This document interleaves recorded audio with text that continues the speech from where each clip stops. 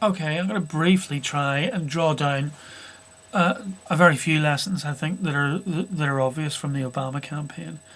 First of all, you got to get the basics right. In Obama's case, that was providing strong and clear leadership and clear and consistent messages. Those are absolutely critical whether you're running an online campaign or a traditional political campaign.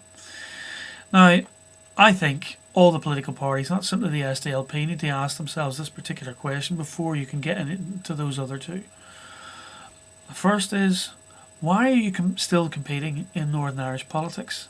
And the second is, how will you make life better for the ordinary people you're trying to appeal to? Once you've got those, then you can consider how you're going to use the online world. Why use it? Well, online allows you to organise with little cost, initially at least. It also allows you to punch harder in every single constituency, particularly in areas where you've been perhaps underperforming in recent years. The classic example of that is Obama pulling in Indiana and particularly Virginia, where the Democrats hadn't won in a presidential election since the landslide after Kennedy's assassination in '64. But ultimately speaking, what makes people passionate about elections is the prospect of actually winning one.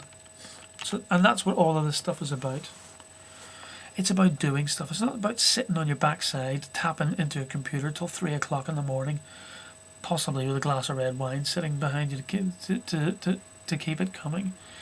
This is about using the online world to convene people, to bring them together, to act locally in their own constituencies, in their own towns and villages across Northern Ireland.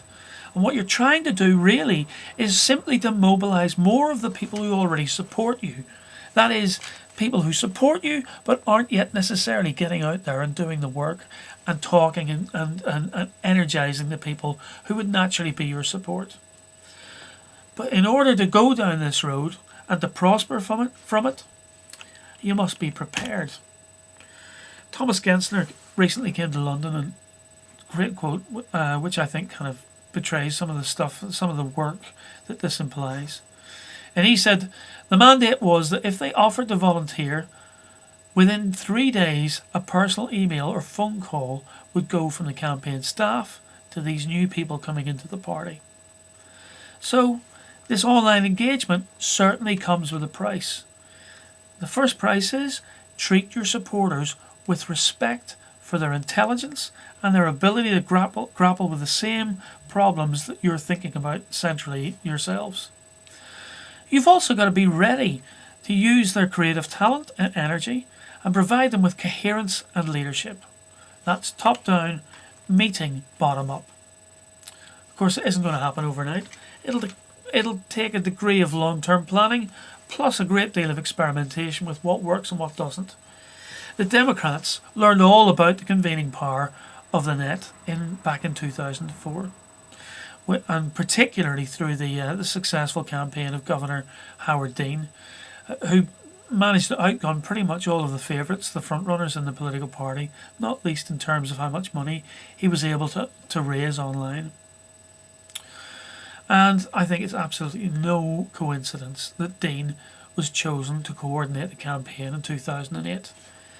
And his great achievement in that, I think, was to get the young people who were coming into the party and the establishment players, not simply at national level, but at local level too, to work together, to energise each other, and to work particularly in the same direction.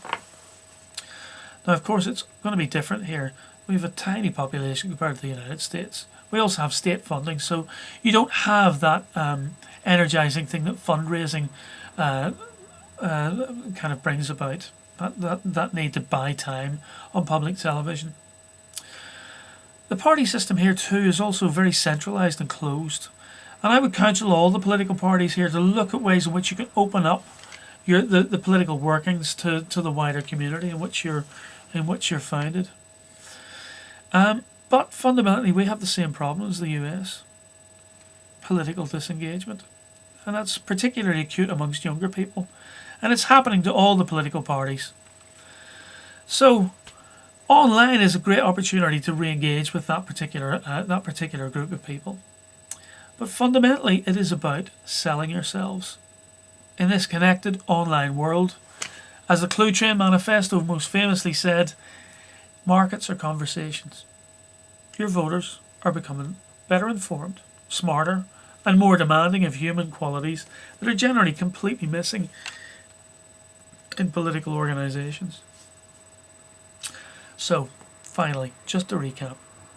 Well, I guess the good news is that political oppositions tend to prosper first.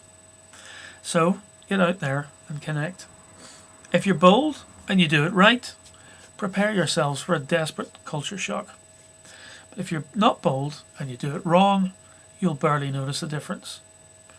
But in the meantime, I would just say, to use that famous Nike advert, just go and do it.